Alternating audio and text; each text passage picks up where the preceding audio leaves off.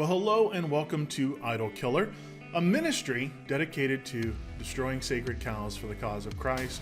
I'm your host, Warren McGrew, and this segment is brand new. We're calling it Refuting the Refuters. You can't do that. Can't do. Cannot. Stamped it. Can't do. Double stamped it. No erases. Cannot. Triple stamped it. No erases. Tell Stu make it true. You can't triple stamp a double stamp. You can't triple stamp a double stamp, Lord. You can't triple stamp a double stamp. Lord. Here we're going to quickly address some of the points put out by our critics. And today's episode will refute the claims of Andy Ashenden, Tony Nash, and David Louis. So let's get started. So essentially, what Warren is saying here is that if our natural capacities are completely depraved, then we would not know when we have spiritual truth. Oh, that's correct. Previously, our Lutheran friends affirmed Augustinian philosophy, that is, original sin and total depravity. The premise is that all their faculties, their mind, their soul, their body, and their will, all of who they are, is created incapable of rightly knowing truth. The problem, if they are created incapable of rightly understanding spiritual truth, then any spiritual truth they believe is undermined by their premise. So essentially, in this accusation, he's saying that Matt is claiming that his natural faculties were created incapable by God of understanding spiritual things. And thus, that is what undermines his own position, because he needs to use his natural faculties to understand these things. Our quick, easy, and simple response to this whole argument is that we aren't receiving this knowledge with our natural faculties. How do they address the undercutting defeater inherent in their premise? If your mind, soul, will, and body are incapable of knowing spiritual truth, how do you know that you understand any spiritual truth now? Well, they claim they're not using their mind, will, soul, or body to understand and respond to spiritual truth. That I believe this is an appeal to a divine gnosis.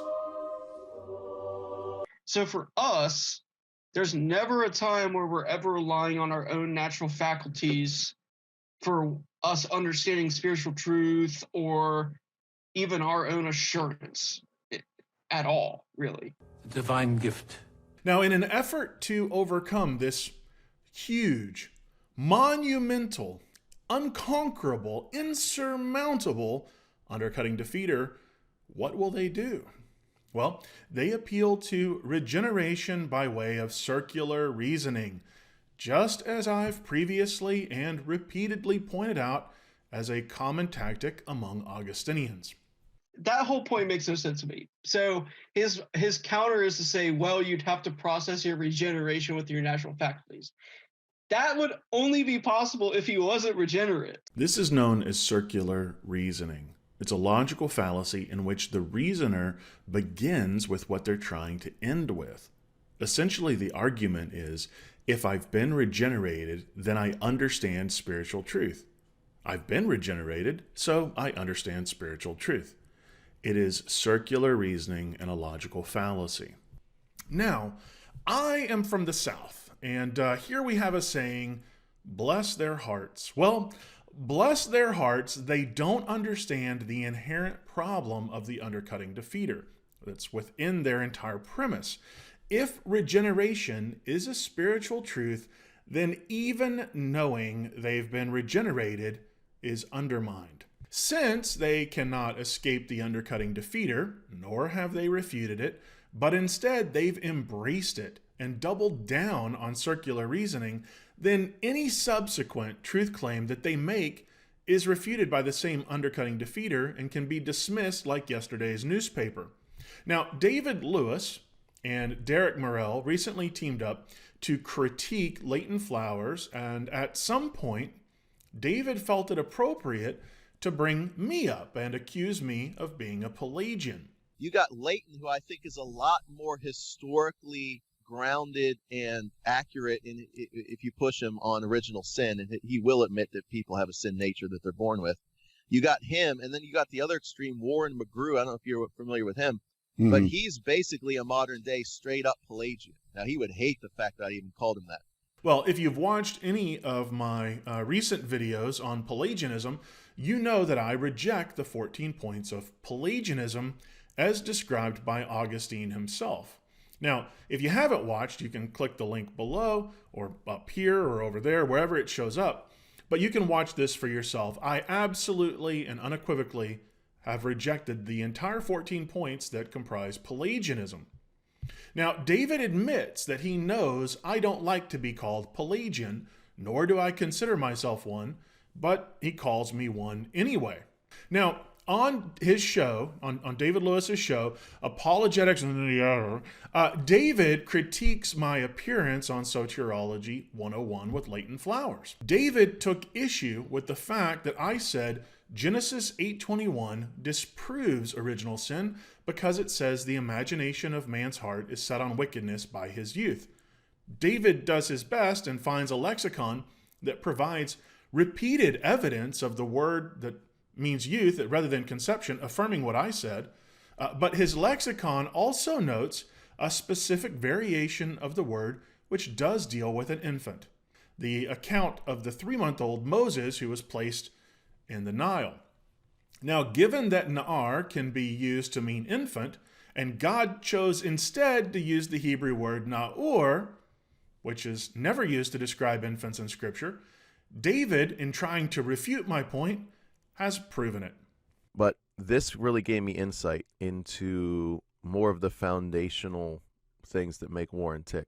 I mean, where he says God delivered him from Calvinism, and he gives the credit to God in this religious experience it seems that he had at his house on this day. This is a personal religious experience that Warren is describing that he had. He is rooting this in a religious experience.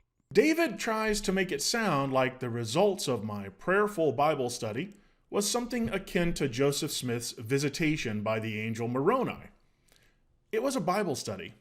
But instead, he needs to present it in this negative light so as to cast doubt on me rather than address the biblical reasons I have for leaving Calvinism. It's called the difference between sola scriptura and biblicism. So what you just said is God answered your prayer, and in an hour and a half you were delivered by God. Home alone, no prying eyes, me, my Lord, in the Bible. I mean, it's biblicism. It's the idea that it's just me and God coming to understandings of what the Bible is. Don't need the communion of saints. Don't need the historical church. Don't need to look at what other men who are in the church have read before and understood the Scriptures. No. There, David takes my words out of context to accuse me of relying exclusively on just me and my Bible, dismissing church history and the early church fathers, while on the very same day that David is saying this in his program, I am interviewing an Eastern Orthodox priest on Eastern Orthodoxy, and Matt Slick, a well-known Calvinist from CARM, is attacking me in the comment section for relying on the church fathers. So it seems I'm stuck in the middle here. David, on one hand, is attacking me for not relying on the church fathers, while Matt Slick, on the very same day, is attacking me for relying on them and saying they're unreliable. So, rather than waste my time refuting either's nonsense, I'm going to bow out and let the two of you gentlemen work this out amongst yourselves. So the rest of it, just work out amongst yourselves, okay? All right, well, that was fun. Thanks for tuning in to Refuting the Refuters here on Idol Killer. Something tells me that this is going to be the first of many such episodes. In the meantime, check out the other videos we've got on here. There's links in the descriptions. Be sure to hit the subscribe, the notification bell, the like, the share, do all that fun stuff if you like it. If not, that's okay. We still love you. Till next time, guys, take care. God bless. Bye-bye.